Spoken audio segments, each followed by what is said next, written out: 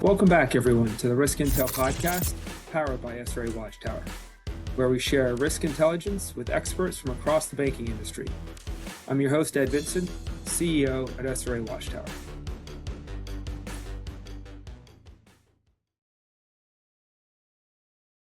Welcome back to the Risk Intel podcast. I'm excited to welcome a new guest to the program here today, Josh Magri, who is the CEO of the Cyber Risk Institute. Josh, thanks for being with us. Hi, Ed, and I'm ecstatic to be here. Thank you very much. As I'm sure our audience is ecstatic to have you here as well today. Thank you for that energy. We're going to spend a bit of time today talking about a hot topic in the cyber risk space.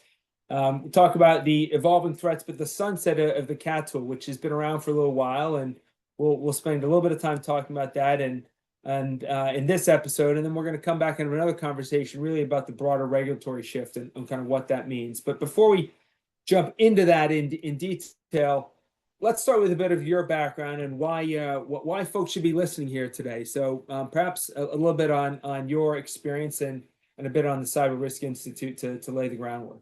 Sure. Thank you for the invitation again, Ed. And in terms of my background, maybe just start. My name's Josh Magri. I'm the Chief Executive Officer of the Cyber Risk Institute, which is a relatively newer organization that was started out of an initiative that was first developed in something called the Financial Services Sector Coordinating Council, which is the private part of the public-private partnership with the Government Coordinating Council, also known as the FFIEC.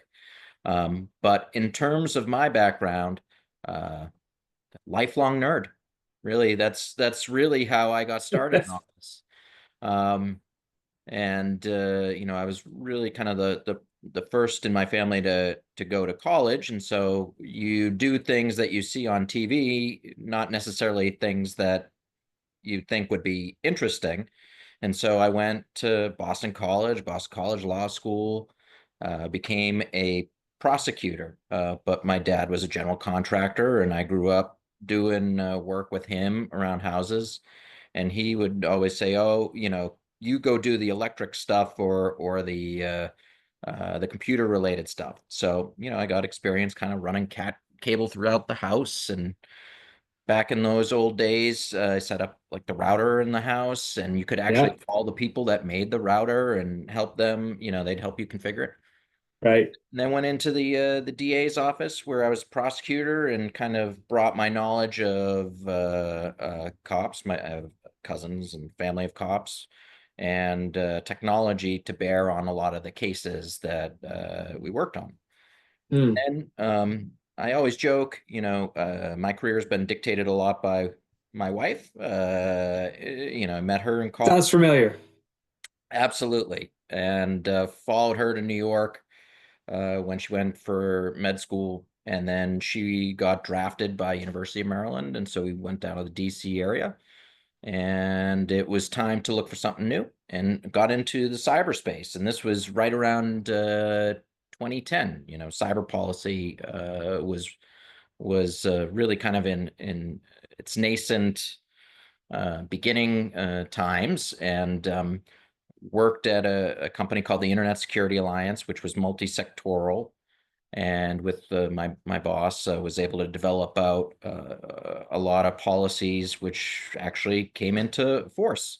One of them being a manifesto that we put to the White House at the time, the Obama administration, and they put forward an executive order creating the NIST cybersecurity framework, which looks a lot like what we had suggested. Then we also encouraged information sharing, and of course, information sharing legislation was developed as well. And that was right around the time that I made the transition to a much more focused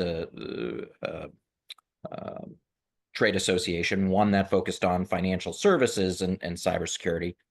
So I was actually at BITS, which was the technology policy division of the Financial Services Roundtable, and it became part of the Bank Policy Institute.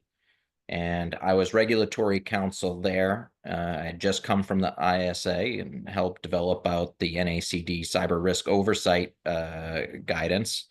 So they said, why don't you kind of handle our cyber regulatory portfolio?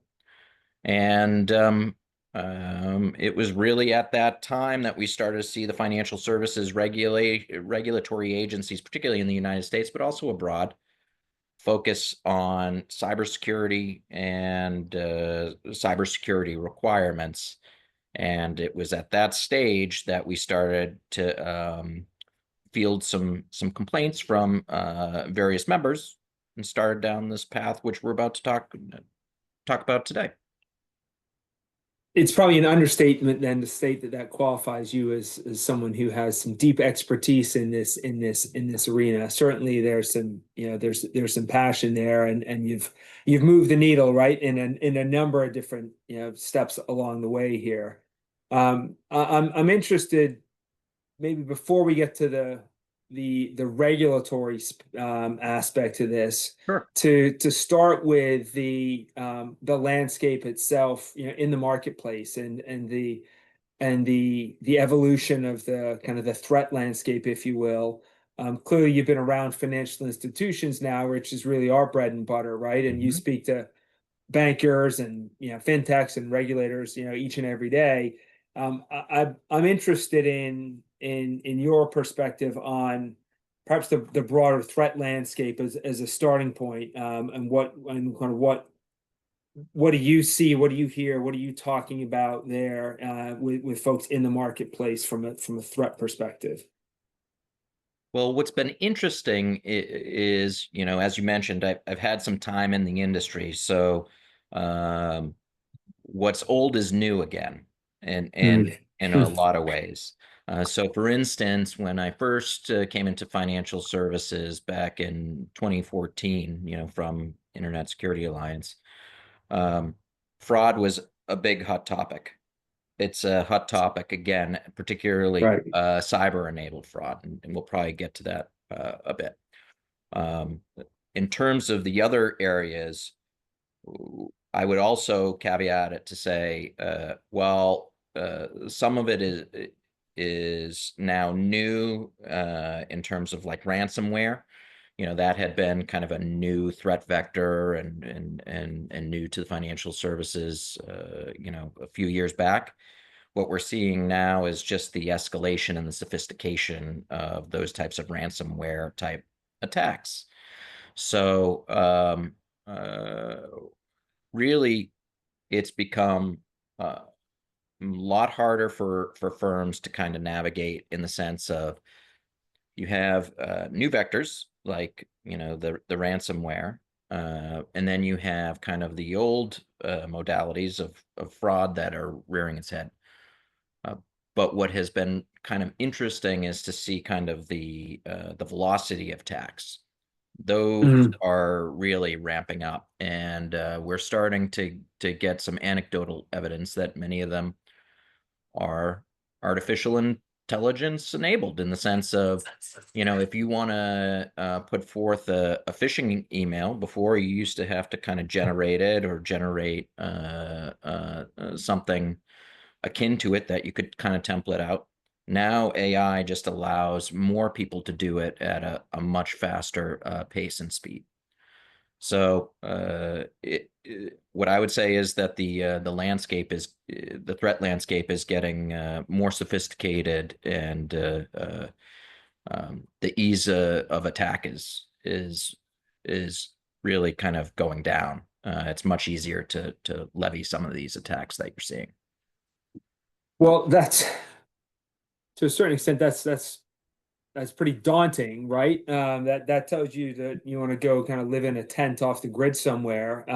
But the reality is, right, that's not going to happen. And Right. so, right, you have to, you can instead of sticking your head in the sand, you can say, all right, being aware, right? It feels like that's step one, and being aware of these dynamics, and then perhaps that's the lead in to say, well, when the FFIEC Cybersecurity Assessment Tool came into being, right, was maybe kind of shifting to that history, and what was that in response to, and and then how does that then um, you know tie into where we are today. So maybe we go back to Sure. the beginning of the FFIEC Cybersecurity Assessment Tool as the next stop.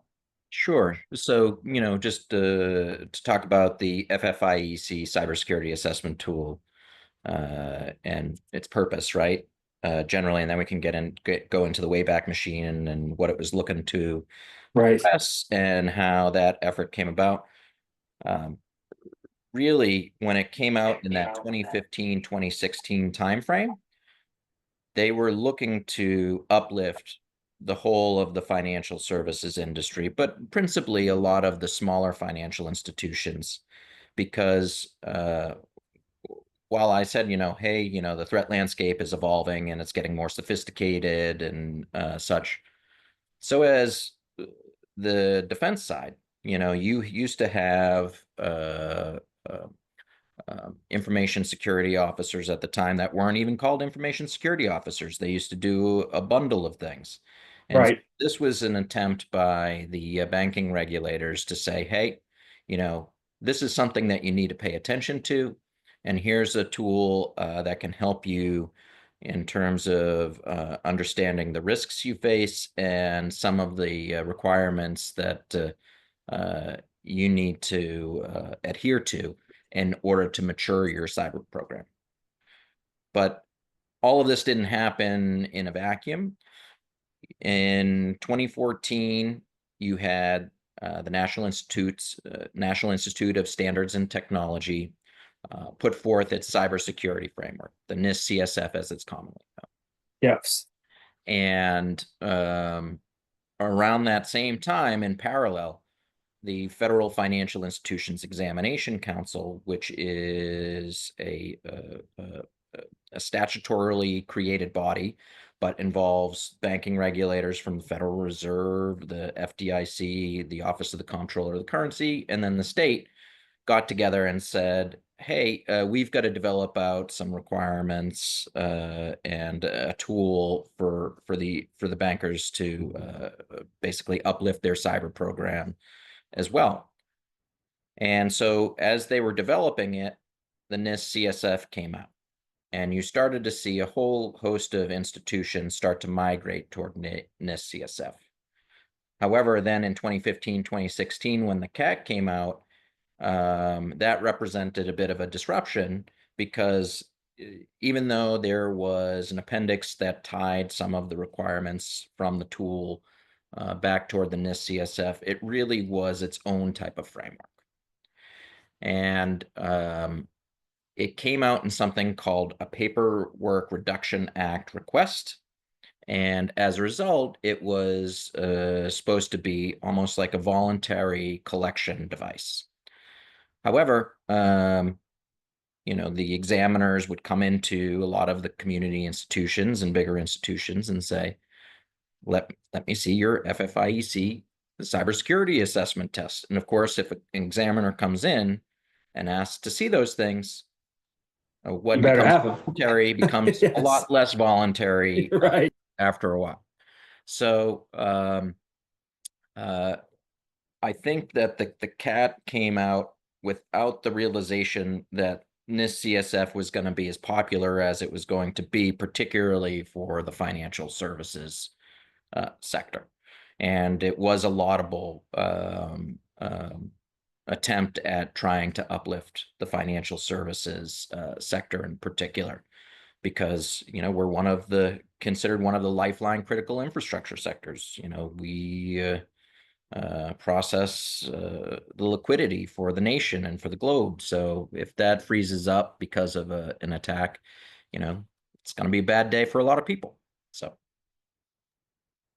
And so at that point in time, right, I'm going to try and repeat this back to you that right, the NIST CFS was a bit more generic, right? The CAT tool came out, FI focus, but there was some disruption there between the two. But it was clear that as the regulators come in and knock on your door, that this is not voluntary. You need to be you need to be doing something. You need to be doing something here. Mhm.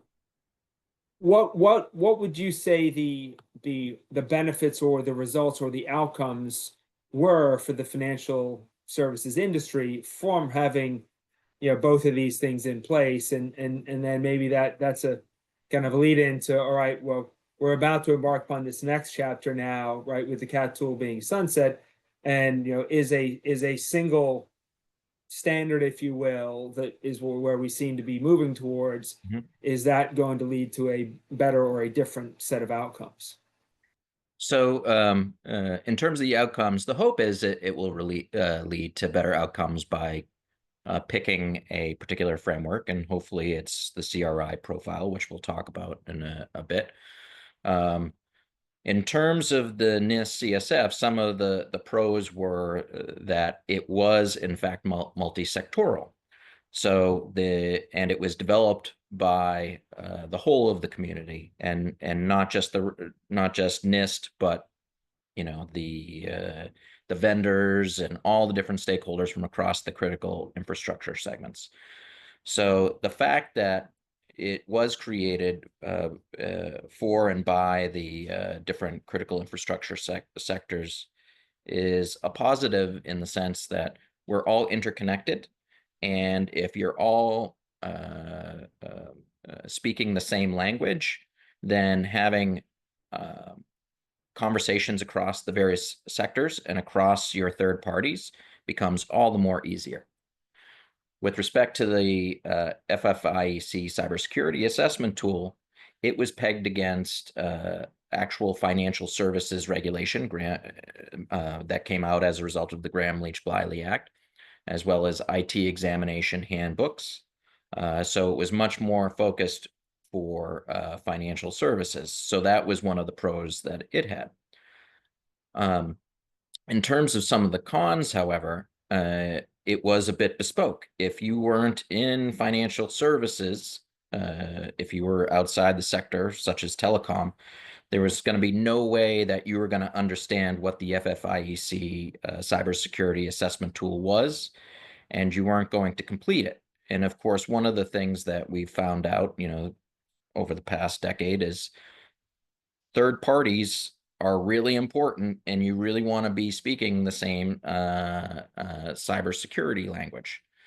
So the idea behind the profile was, what if we take what's best about the FFIEC Cybersecurity Assessment Tool, the NIST Cybersecurity Framework, the IOSCO standards, which were much more granular, and some other international and global components, and create what amounts to a composite of them. So that's where the CRI profile was first developed. It was first developed as such a composite, and it was developed in the Sector Coordinating Council of the financial services, and we did so to kind of address some of those concerns that folks were seeing in terms of the disruption between FFIEC CAT and the CSF. And we can obviously go into those a little bit more and how we put that together. Well, I'd love to do that, but and maybe we start our second episode with that conversation. Maybe to wrap this part of the conversation, maybe there's a call to action question here for folks before we get into the solutioning, which is, for anyone who might have dozed off, the cat tool is being sunset later this year. So if you wake up and you say, "What now?" So how should banks and credit unions, financial institutions be thinking about what they should do at this point in time? Sure. So August of 2024, the FFIEC put out an announcement saying, hey, we're sunsetting the FFIEC CAT in August 2025. And they said there are essentially 4 alternative approaches that firms should be considering. And the 4 were the NIST Cybersecurity Framework, the DHS CISA cyber performance goals / sector specific goals, the CRI profile, and then the CIS controls. So firms really need to be looking at those particular documents and then making an evaluation as to which one makes the most sense for them. We happen to think that the CRI profile does, and we can, get into why, but essentially we always kind of call the profile, it's NIST for financial services. So, if you take a look at the NIST CSF and then add on some of the regulatory requirements, you get the profile. If you take a look at the cyber performance goals and the sector specific goals, that was something that the Sector Coordinating Council asked us to help develop in combination with CISA and Treasury, and we're hopeful that those come out, and those are pegged against NIST and the CRI profile as well. But really, firms have got to be thinking through, okay, let's take a minute, look at the things that are out there, the 4 items, and then make a selection. And then bring that selection first to your management and board, get their buy-in, and then on to the regulators.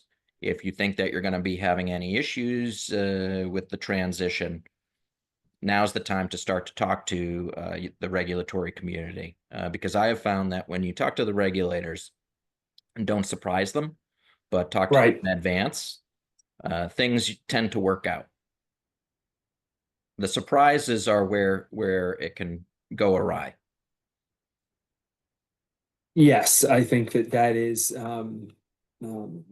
it's never too early to begin that conversation, and based upon your comments there, it will become too late fairly soon. So yeah. it is time to have that conversation if it is not already underway, right? If you're a financial institution. And I think that the step before that, as you indicated, is evaluating the 4 options and understanding what works, what makes sense for you as a financial institution. I think that there's the regulatory impetus here, but then there's, as you indicated, Josh, there's the fact that the landscape today, right, with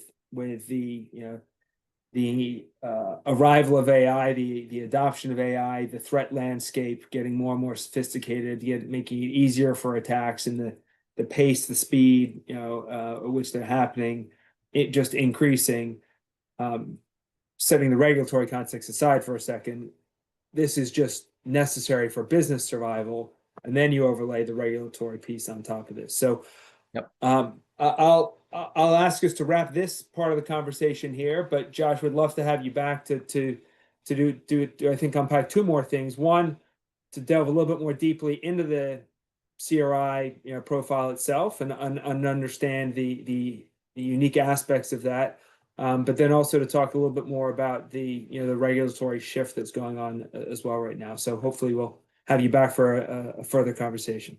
I'd be glad to. And if I could just make a plug for a blog that I recently saw that kind of gets into this idea of developing out a cyber program. Yes. So many of you probably are familiar with Phil Venables. He used to be the Chief Information Security Officer and received a whole host of promotions at Goldman Sachs before then going over to Google Cloud, and now he's on to his own Ballistic Ventures, I believe is the name. But he always blogs, and he put out a blog, I think it was about a week ago, that because people were asking him, you've gone from big companies to smaller companies, how do you think about developing out kind of a program? And he laid it out in 4 steps. And he says, step 1, face the right direction. So that's kind of the phase that we're at with this FFIEC CAT sunset. Then 2 is cover the basics. 3 is make it routine, so that way whatever program that you put in place, it operates on a regularized basis. And then 4, make it strategic. So I think now that you have this opportunity with the cat sunset, it's face the right direction with these 4.